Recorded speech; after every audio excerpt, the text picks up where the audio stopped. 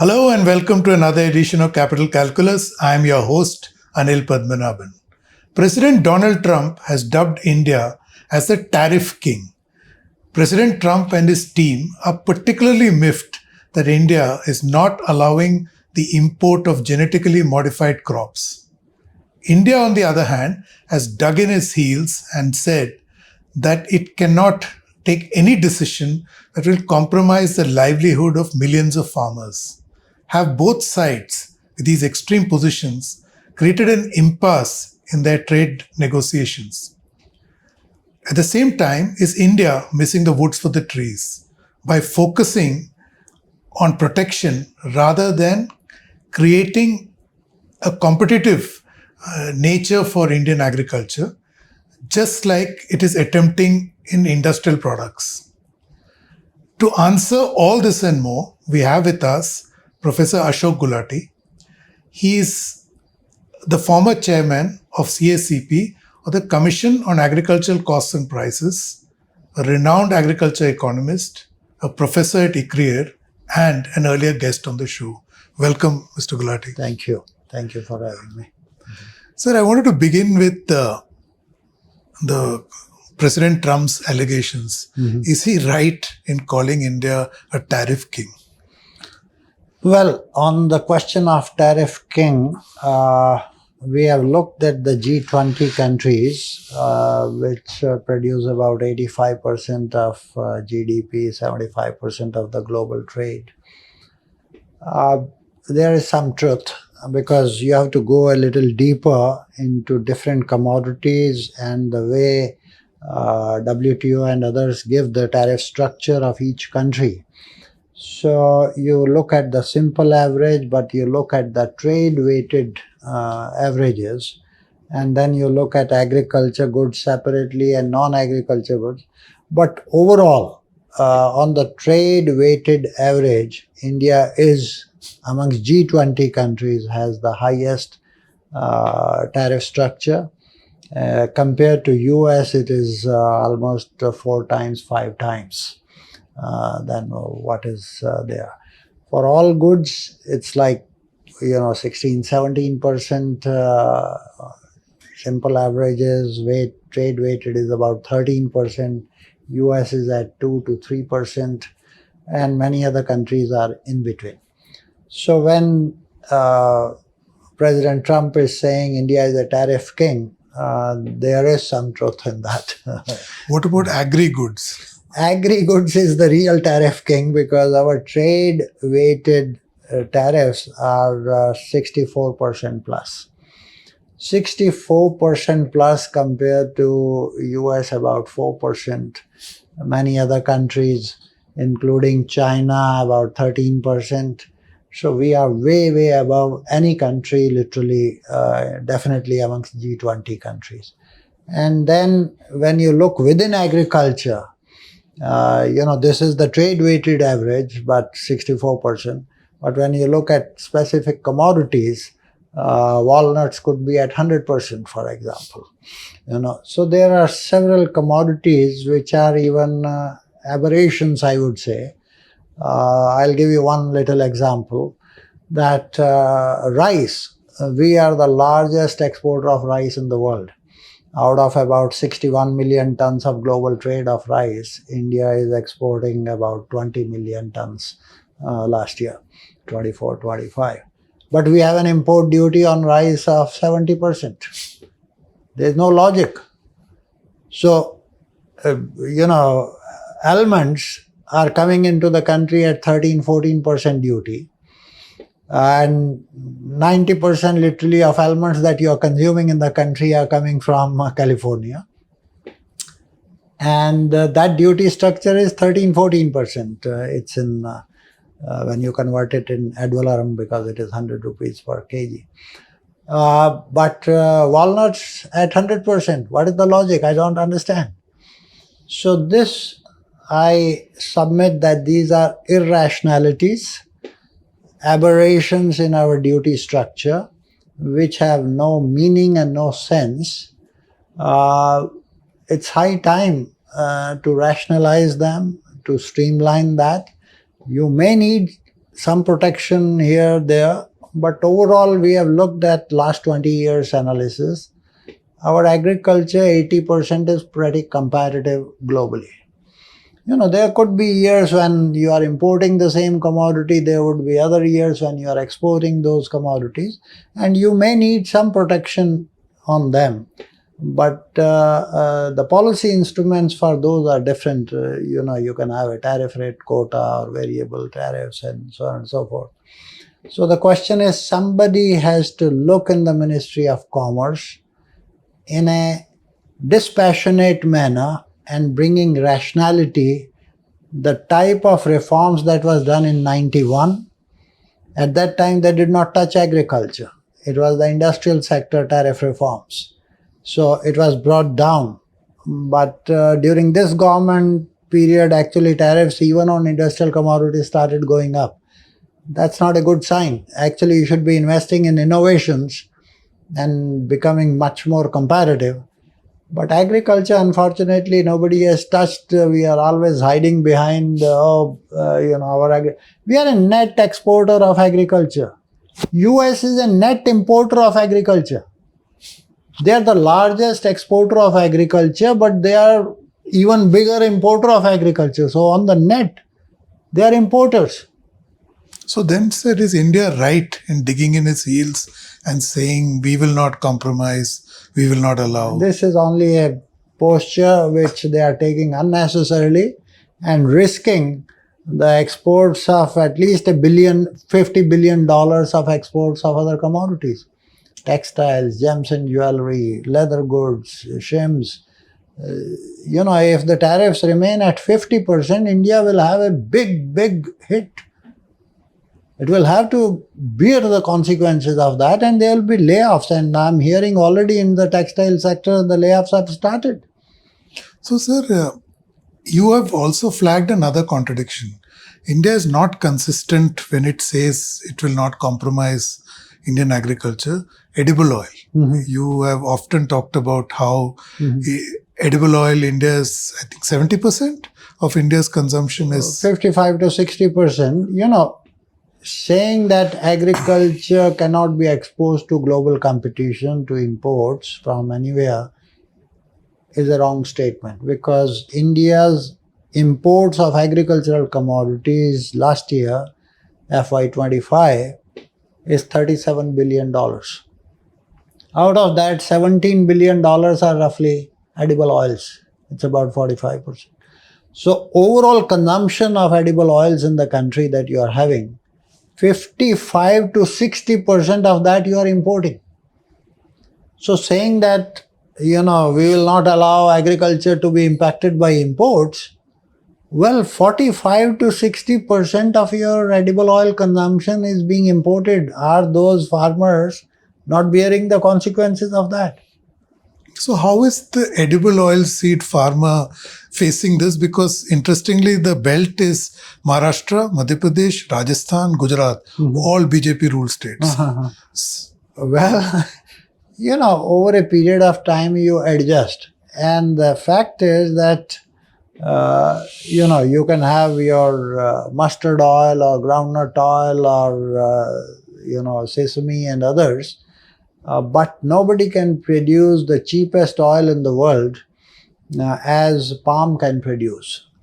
Palm oil produces 4 tons of oil per hectare, whereas all oil seeds, given their productivity of seed and how much you can extract oil, hover between 200 kilograms to 400 kilograms, 500 kilograms per hectare is the oil content that you get, compared to 4 tons in palm oil. And therefore, palm becomes the cheapest oil in the world. And that is being produced around the equator, basically by 2 major countries, Indonesia and Malaysia. So you are importing from there. When you are importing flood of edible oil at 10% import duty, you are, in a way, if you have to say, your farmers are being hurt, yes, they are being hurt, all the edible oilseed farmers, because the entire price of edible oils is suppressed. So here they can say we are protecting the Indian consumer. Edible oil is Exactly. So you have to balance the interest of the consumer and the producer. High tariffs, which President Trump is saying he will impose, actually he will inflict taxation on his own consumers. So, sir, is it time then for India to recalibrate its priorities, especially in this trade negotiation? Because it's put a lot of spotlight on agriculture. One is a stand that you take for negotiations in the beginning. And then gradually you give up something, and then you, against that giving up, you get something. Okay? Our interests are at present very high in textiles, because if Bangladesh or Pakistan or Vietnam are having 19-20% duty and we are having 50% duty, $11 billion of exports of textile and apparel to US will be finished. Okay, so that's a huge hit. Same thing in gems and jewelry, same thing in agriculture. Imports from US are only $2 billion. India is importing only $2 billion worth of agriculture imports. So $2 billion, if you open up agriculture for corn or soybean or where their interest is, it may go to from 2 to 4 to 5 or whatever. But then if you don't get access on textiles and gems and jewelry and other commodities in the US market, if you have 50% tariff, you are finished. Your loss is $50 billion worth of exports. So it's 5 billion versus 50 billion. So it's always a give and take. But there is an issue that in agriculture, our workforce employed is 46%. So they are livelihood questions. So the question is, you build some competitiveness. It's not that we are totally non-competitive. No, not at all. Our prices, in fact, most of the years, I would say, are export competitive. We can be exporting. Otherwise, we are in the band of what we call the FOB and CIF, that is export parity and import parity.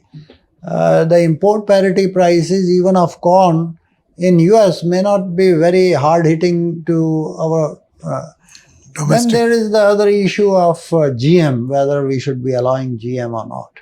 I wanted to dwell on that, because again, this is a contradiction you have flagged. India allows GM in BT cotton, yes, but says no to say BT corn. The thing is that Mr. Vajpayee, I had the privilege of working with him, in 2002 took a very bold decision to allow BT cotton, which is GM. And in fact, he very clearly said, because I remember those words, he said what IT, information technology, is for India, BT is going to be for Bharat. That means the rural India. And he was right. In 2002, when he took this decision, our cotton production in the country was 13 million bales, 13. Within 11-12 years, by 12-13, we went from 13 million to 39 million bales. This was a revolution. And it was a bigger revolution than Green Revolution in Punjab for wheat and rice. Okay? And the biggest benefit of that went to Gujarat. Gujarat experienced a growth rate in agriculture of 9.2% per annum for about 12 years, 13 years.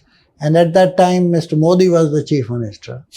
So in a way, Prime Minister Vajpayee sowed the seeds and Mr. Modi harvested the crop and the gains. And when agriculture prospers, the masses gain. And Mr. Modi became one of the...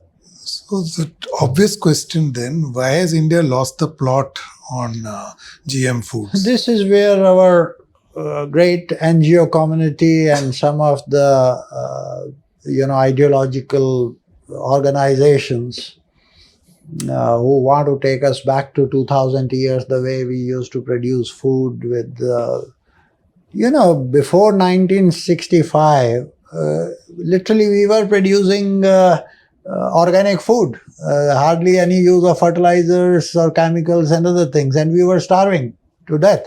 And we were literally a ship-to-mouth country at that time, dependent on PL 480 and so on and so forth. So, population between 1947 and 2025 has gone up 4 times. Land is the same. In fact, it will be shrinking with more of urbanization, industry, infrastructure and all that. So, the only way is to increase productivity. Now, how do you increase productivity? That is where the science has to come to rescue of humanity. And the Green Revolution was a scientific discovery. So what Green Revolution or high-yielding varieties were in 60s, today, for the last 20 years, it is genetically modified crops. 76 countries in the world have adopted genetically modified crops. More than 200 million hectares are being grown under GM crops.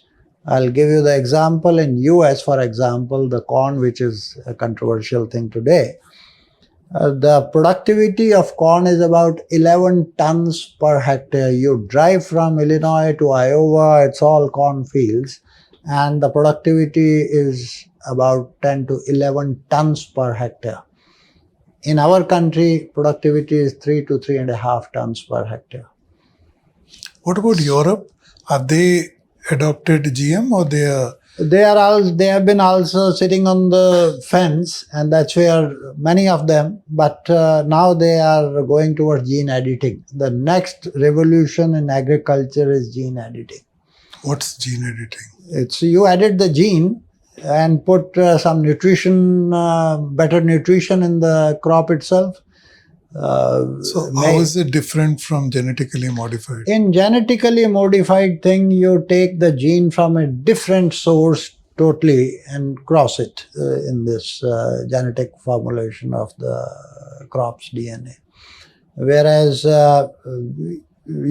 from like in whether a fish gene can be put in the crop. So all these scientific discoveries, it takes almost 10 years to do one. And it has to pass through so many trials on the safety front. Okay, and millions of dollars are spent on that. But once in our country, it's a GEAC, Genetically Engineering Approval Committee. Once that approves, then you should be satisfied that on safety front and on science front, this is a product that can be consumed by the humans or by animals as feed material, whatever. But if still you don't allow, then it is not science, it is ideology. And it's your choice. Fine. Speaking of ideology, I wanted to also draw your attention to another topic you often comment on, is the fertilizer subsidy. It's so complicated, I'm not even sure the bureaucrats who run it know how it is managed. So you have been arguing for this direct cash transfer of fertilizers. So can you just elaborate for us, why is it, this is the moment probably that India should do this transition? Irrespective of the pressures of trade and tariffs today, we have to carry out domestic reforms in agriculture. Even if you don't carry out the marketing reforms which you try to do and you have to withdraw, whatever the reasons for that, production side reforms are a must, because it is innovations and science that will increase your productivity, your population. You're the largest, most populous country in the world. So you have to feed your people, and feed not just with more tonnage, but also with better nutrition in the same crop. Our crops, wheat and rice, have become deficient in zinc because the soils are deficient in zinc. They are almost 33% less zinc today than they were in 1960. And that is because we are not using our fertilizers in a balanced manner. So NPK, they are the macronutrients. Subsidy, huge subsidy on urea, 85 to 90%, and we overuse urea. We put less of DAP or MOP, which is the potash and the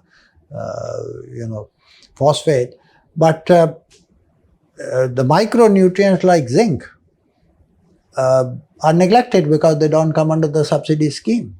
So as a result, soils have become deficient in zinc. That is giving wheat and rice deficient in zinc. It is leading to stunting amongst children.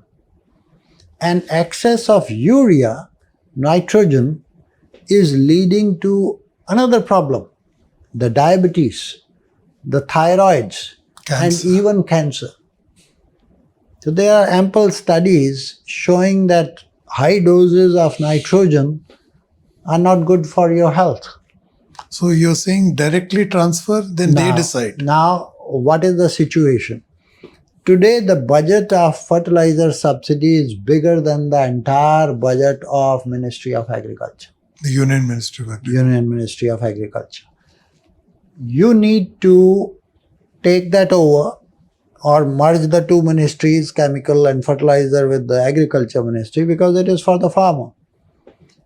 If you give directly to the farmer, you will be saving at least 20-25% of the fertilizer subsidy. Reason being, you may have read in the newspapers, Prime Minister has asked the states to ensure that fertilizers don't leak to non-agriculture users.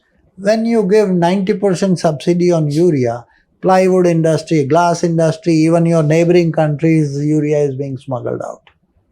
Okay? Entire Nepal is being fed by India on that subsidy front. So you can save on an average about 2 lakh crores you could take as the subsidy on fertilizers, and you can save at least 20%, 25%. So that's 40,000 crores to 50,000 crores. If you directly give it to the farmer and free up the prices of fertilizers, then this NPK balance use will automatically come up. Because today N prices are very low, that is nitrogen, urea, whereas P and K prices, that is phosphate and potash prices, are way above. And that has led to very imbalanced use of fertilizers. And as a result of that, what we call the crop to fertilizer response ratio, when you apply 1 kilogram, it used to give 12 kilograms of grain. Today it is almost 2.3 kilograms of grain. So the response ratio has come down. Plant doesn't consume that much of nitrogen. The efficiency is 35 to 40%. Rest is going in the environment and creating all the nitrous oxide. And also the farmer can decide, and the choice, they're not influenced by the subsidy regime. So they can choose what fertilizers they want, right? So to me, Brahmastra of that is give directly to the farmer, free up the prices. And automatically the market will give right signals to the farmer. You have to compensate the farmer. You are doing it for the farmer. No? Do it in the right way.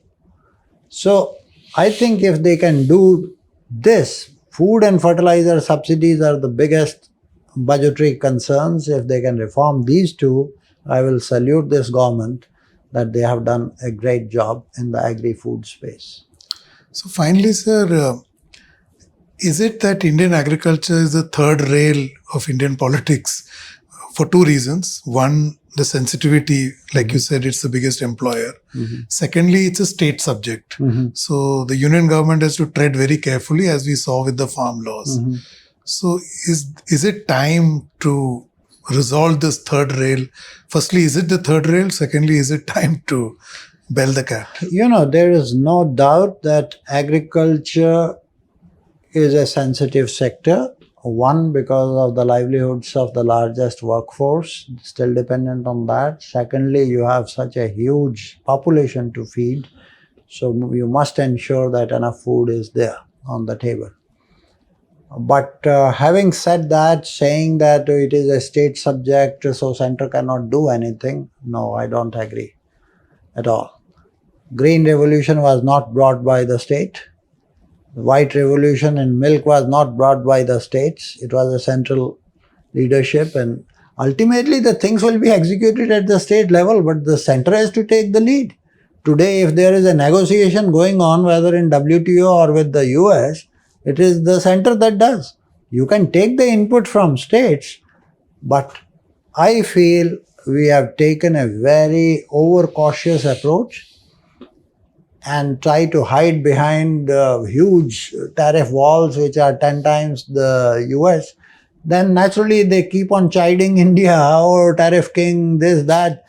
They are right in that sense. So if you want to protect your agriculture with the trade-weighted tariffs of 64%, they have the right on shrimps put 50% tariff, and all your shrimp exports to US will become zero overnight. So, there is in trade negotiations always give and take.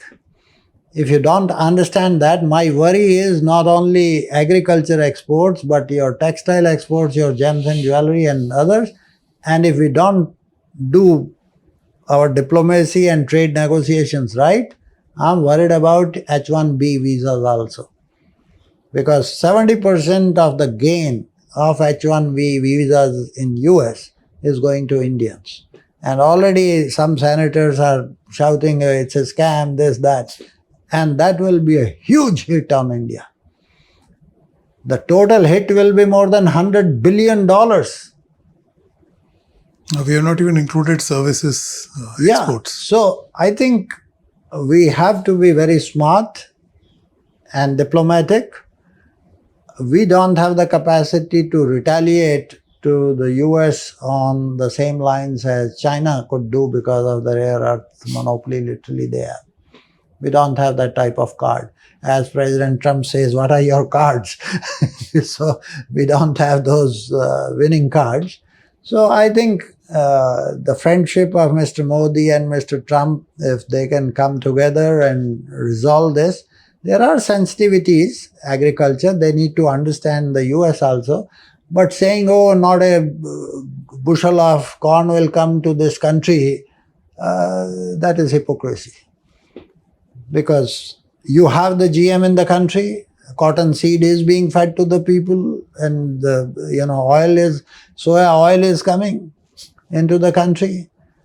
And corn is nothing else but feed material and starch.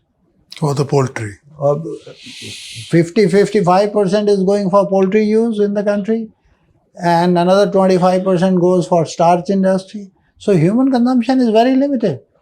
So you can say, okay, we want to produce ethanol. You allow ethanol industry or poultry industry to import and say it is only for poultry. Your cotton seed is GM, and that is being fed to poultry, that is being fed to cattle.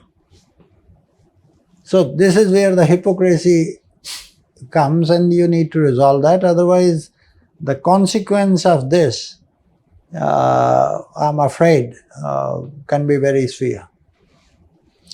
Thank you for speaking to us, Professor Thank you Gulati. for having me. Thank you.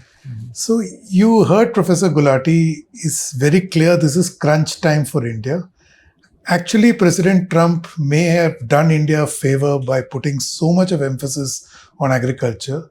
Presumably, it is a cue that India would take to undertake, as Professor Gulati told us, much needed agriculture reforms. And this is not just about agriculture, but the entire ecosystem in which he flagged fertilizer and food subsidies too. The ecosystem needs to be fixed. Now, this is not going to be easy. It involves severe trade-offs. But then, India has taken upon itself to transform into a developed economy in the next 22 years. Such a big decision requires difficult trade-offs, and presumably this government will walk the talk. Thank you for watching. Don't forget to subscribe to StratNewsGlobal.Tech on YouTube. Hit the bell icon so that you don't miss any updates, and please do share your thoughts, ideas and suggestions with us. I'm available on X at Capital Calculus. I'll be back next week with another episode. Till then, stay safe.